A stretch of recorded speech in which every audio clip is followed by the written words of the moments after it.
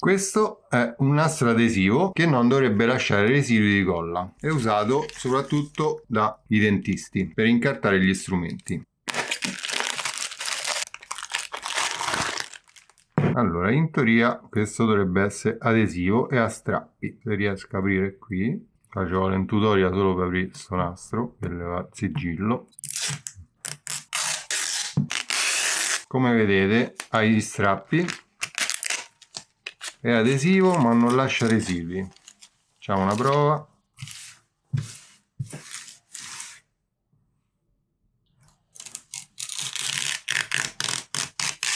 Si stacca facilmente, è impermeabile e soprattutto è sterile, così dicono. Questo è il clone della Dragonhawk che ho già incartato con un altro metodo che vi avevo fatto vedere, che però diciamo è un po' macchinoso perché non riuscite a vedere i numerini delle regolazioni. È sempre valido perché regoliamo sia l'uscita del lago e sia lo stroke, però vedete qui devo fare dei segni per avere dei riferimenti sulle misure, insomma un po' così. E poi l'utilizzo qua della pellicola trasparente risulta un po' scomodo quando andiamo a scartarla, vi faccio vedere.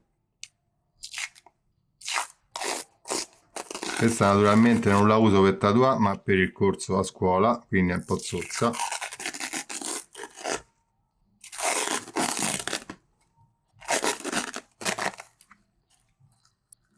Ecco, vedete? Qua rimane ancora la carta, è scivolosa, quindi c'è la possibilità che vi scivola tutto quanto e vi si apre mentre tatuate, e questa non è una bella cosa. Vedete, poi ci sono delle parti che si aprono, potrebbero essere contaminate. Insomma, è un buon metodo perché riuscite a lavorare bene, però non c'è mai la sicurezza che rimanga sterile la macchinetta. Io invece voglio una cosa che mi lascia sia vedere queste misure, sia che rimanga attaccata proprio alla macchinetta per non lasciare parti scoperte.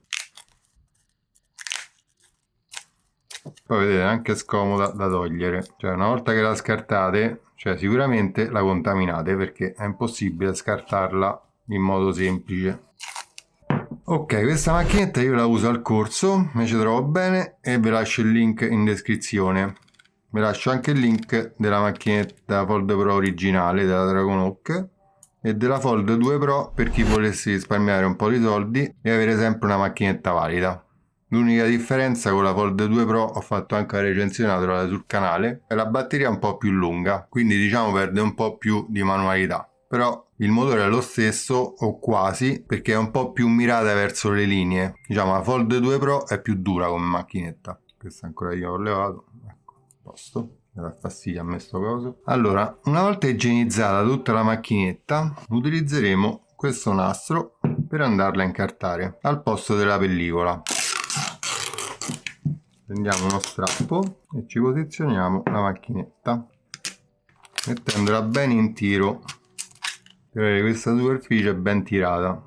Come vedete qui andiamo un po' a sforare, quindi secondo me dobbiamo tagliarne di meno. Questo ci servirà solo come tappo per la cartuccia, diciamo.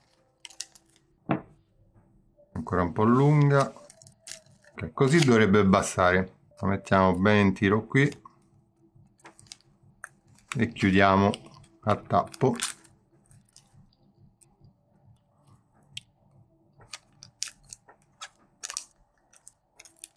E in questo modo già diciamo risolviamo il problema della pellicola, perché vuoi non vuoi, una volta rotto qui, la pellicola tende sempre un po' a sfilacciarsi e andare anche dentro magari a volte. Ora andiamo a svitare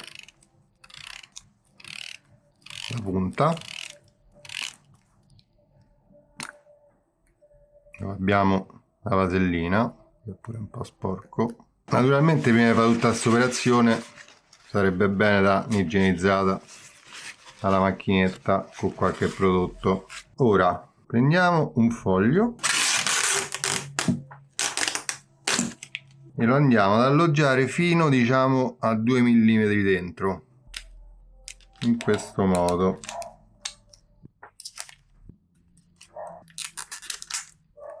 Andiamo a chiudere sopra così. Facendo sporgere un po' questi 2 mm saremo sicuri che non potrà entrare niente dentro.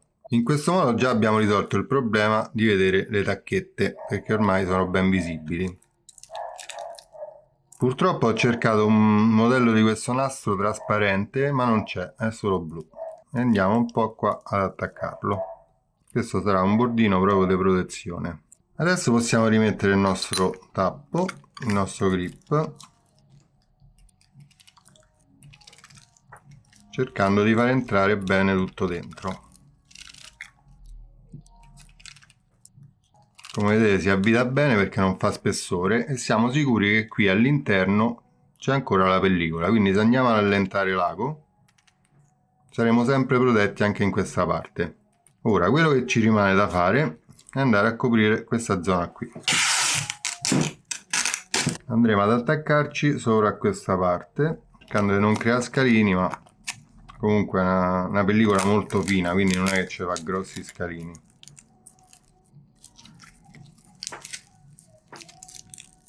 Ok, in questo modo già abbiamo protetto tutta la macchinetta, non abbiamo però ancora le regolazioni. Quindi cosa dobbiamo fare? Prendiamo un taglierino. Io utilizzo questo modello qui perché è più preciso, lo utilizzo soltanto per il tatuaggio per la macchinetta, quindi è diciamo pulito. Ho provato anche con altri modelli, ma questo diciamo è più fino e più preciso. Andiamo adesso a individuare la linea che separa il grip, che è questa, e facciamo un'incisione in questo modo. Come vedete abbiamo già liberato il grip. Ora andiamo a fare un'altra incisione qui sullo stroke.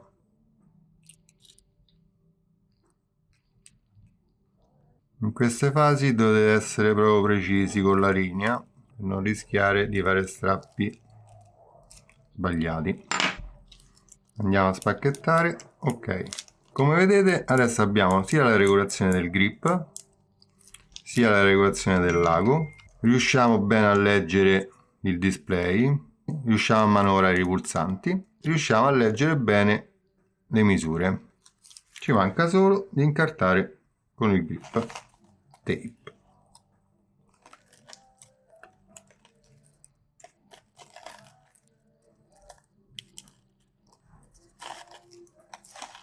Questo lo spessore lo decidete in base alle vostre preferenze. Io in genere non lo faccio mai ciccione, ma una cosa di... Vabbè, adesso questo è finito, ce lo mettiamo tutto. Però a me già sta misura mi andrebbe bene. Ecco qua ragazzi che la macchinetta è pronta. Basterà fare il buco qui per l'ago e inserire la cartuccia. Possiamo regolare quello che vogliamo senza problemi e siamo sicuri che tutta la macchinetta è sterile. Vediamo adesso come si comporta quando andiamo a finire il tatuaggio. Proviamo ad aprirla. L'unica cosa qui dobbiamo andare a trovare la partenza del nastro. Eccola qua. Vedete, io con questa mano tengo la macchinetta, questa mano magari ho il guanto, semplicemente tolgo il nastro. Proviamo quest'altra parte.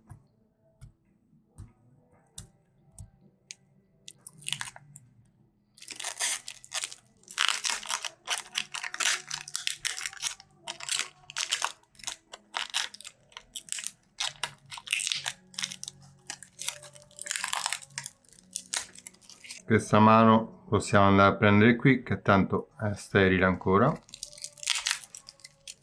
Andiamo a scartare questa parte.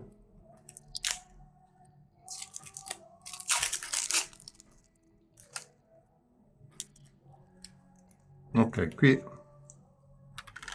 possiamo andare a allentare un po'.